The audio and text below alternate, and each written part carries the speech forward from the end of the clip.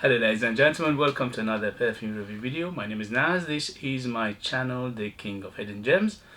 I try to bring to your attention fragrances that are usually very good value for money. They smell good. I think at least you should do your research, try them for yourself and see if they're any good to you. Before I go forward with this video, please, if you like what I do, if you find it useful, informative, valuable in any way or shape, if it saves you money, if it saves you time, and you appreciate it, please give me a thumbs up, subscribe, hit that bell button for a future upload, and share this video with others. Also, you could show me love with hitting that heart button in the bottom of the video, or you can buy one of my own fragrances which are stellar. Yes, but you need to live in United Kingdom because the post doesn't allow me to post it anywhere else, unfortunately. Thank you very much. So with that said, let's go with today's video. And today's video is the unboxing of first impression plus an update for you. And this update is for Turathi Blue by Afnan. This one is a very interesting one. First thing first, in terms of performance, is not a big performer. It's at least on me, went around 6 to 8 hours with 2 hours of good projection. The projection is not massive. Again, it's a medium performer in terms of projection. It's one of those fragrances, well, at least on me, with my experience, you need to apply more of it and more often if you want it to last all day. But it is quite, in the middle of the road, 6 to 8 hours in terms of longevity. If you put a t-shirt, it goes longer, it goes up to 10 hours. And if you put more of it, probably you stay more. I applied about 6, and this is what I got: 6 to 8 hours plus 2 hours of moderate to good projection. Is about an arm length, and slowly will subside. So it's not a huge performer, but it's a good performer. It's the middle of the road, but it's a 90 ml Eau de Perfume. You can find this under £40 if you do your research and be patient. If you want to go straight and buy it, it will cost you a little bit more, about £70–80. But for under £40, highly recommend it. It's very nice. It's very citrusy.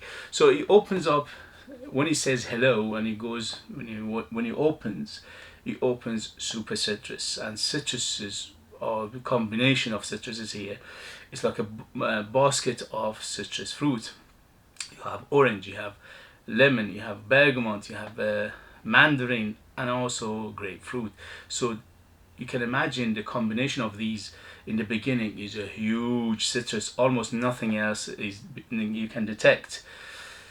So this is how it opens, and it stays there for almost half an hour like this. Just big citrus, is nothing else. And then slowly it goes to other players.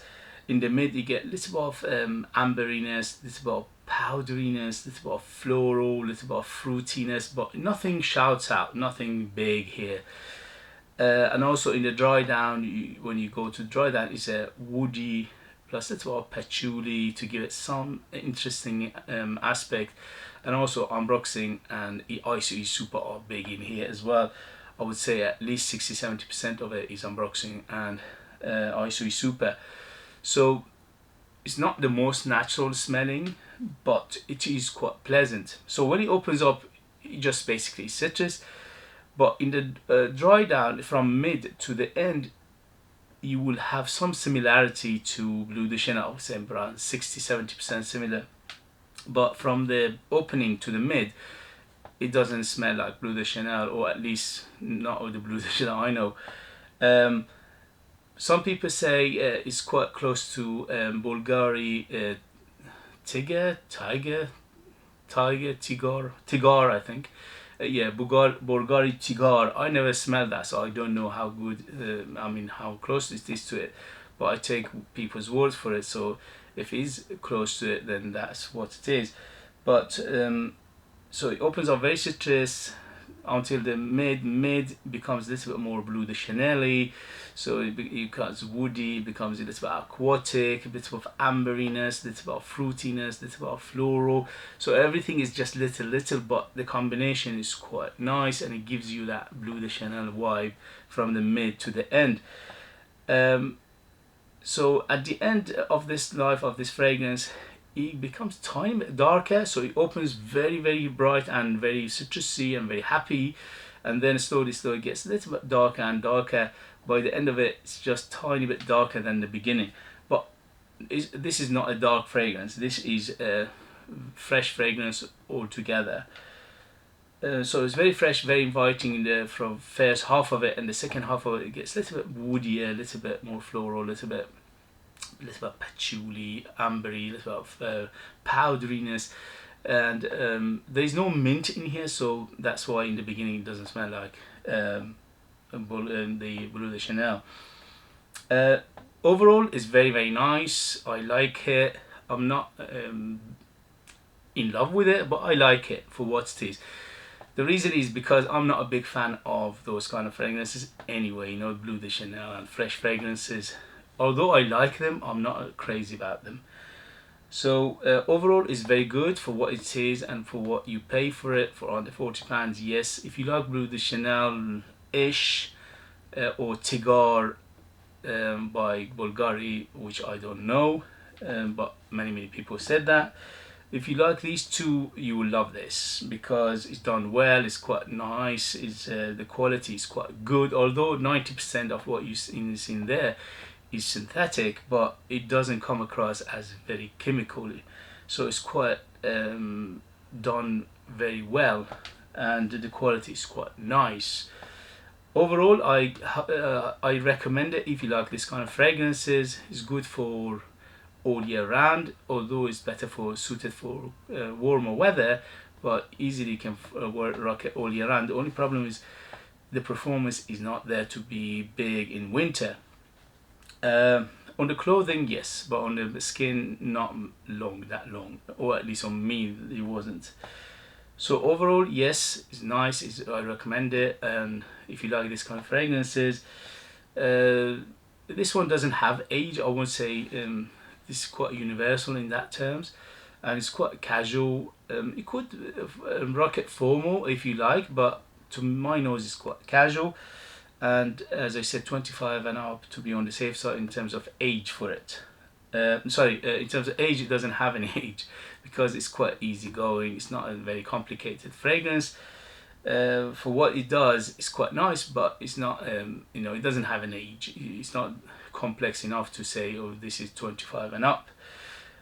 Overall, yes, I like it, but you need to do your research, and also you need to like these kind of fragrances if you want my recommendation. Okay guys, so thank you very much. Let's go to today's unboxing and first impression, and I've been looking forward to do this because I'm a big fan of oud, and we are going towards the autumn and winter, and I love this genre. Okay, as I said, I'm not a big fan of fresh fragrances, although I like them. I know they have a good application for them in summer and in the heat, but when it comes to cooler weather, this is what I like, this is what I crave, this is what I strive for. So this is Royal Oud by Korloff Paris. So Korloff Paris is a very interesting, I mean, they're not a house for fragrances. Their main business is jewelry. They are another jewelry boutique from Paris, and there's a very nice story about it. That is 88 ml, which is quite strange. You think, why 88 ml? Why not 90? Why not 75 ml? Why not 80? Why not 100? Yeah, the reason is because they are proud of 88 ml carat. Either I think it's pink. Anyway, so they had the 88 carats, very high end. What's his name? Diamond. I think it's a pink diamond, something like that. And it was one of the rarest, or for this kind of carats. 88 carats is huge for, for diamond, and it went something like $10 million or something like that, ridiculous. So since then they're making their fragrances in 88 ml bottles, because 88 carats of that very high end, very expensive jewelry or very expensive diamond. Anyway, so it's 88 ml in this Eau de Perfume, and this one is called Royal Oud. They don't have that many in their names, in their portfolio.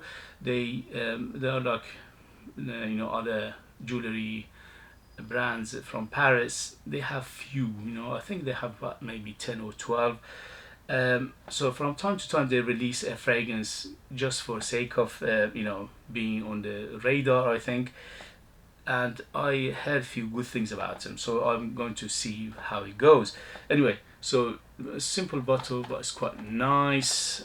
Because they are a jewelry company, their attention to details, it has to be good. Sorry about the noise.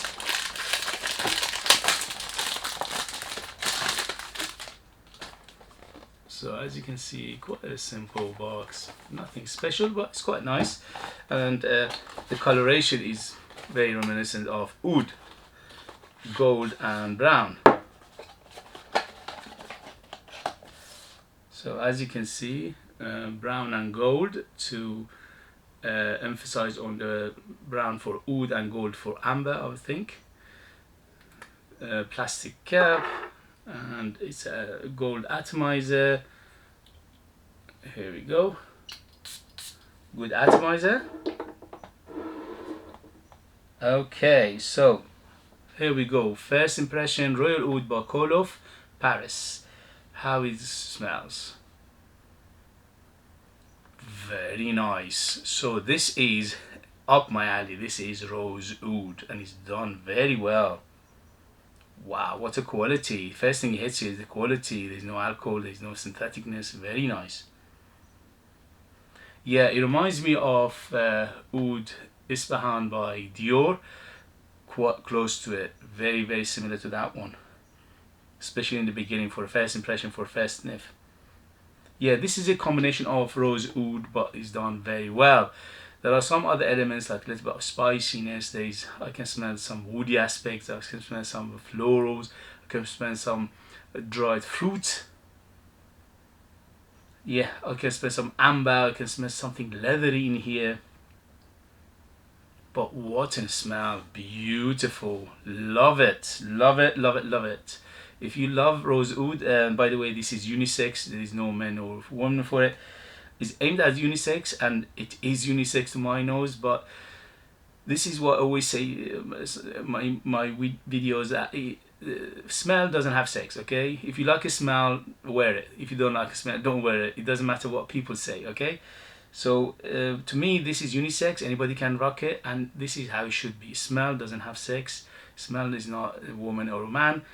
If you like something, if it's suitable for you, if you love the smell, go for it, okay? And this is up my alley. I absolutely love it. Very warm, very inviting, very sexy, very quite sweet in here. So the rose is not huge in here, okay? It's a rose oud combo, but everything is very balanced. Nothing is out of place. Usually with rose oud, majority of them, what you get is the rose is the biggest player. Here is not. Is in balance with everything else, which makes it superbly balanced. Very, very nice. Oh my goodness, I'm loving it. The only thing is we have to wait to see the longevity. If longevity is good, this is beauty out of 10, 10 out of 10 for it. So in the next video, I'll let you know the development, the longevity, and things like that. For first impression, 10 out of 10. I'm loving it. Beautiful fragrance. Rose oud combo, but it's done well, and it's got some other aspect to it which makes it even more interesting. So let's see what happened next, and I'll let you know in the next video. Thank you very much, guys, for watching. Thank you very much for joining me. If you like what I do, if you find it useful, informative, and valuable in any way or shape, please give me a thumbs up, subscribe, hit that bell button for future uploads, share this video with others, and if you can, to give me a shout out. That would be nice. If you know any of these, if you have any experience with these two, please let other people know in the comment. That would be useful for others to read your experience. Thank you very much, and as always, and I'll see you later. Bye bye bye.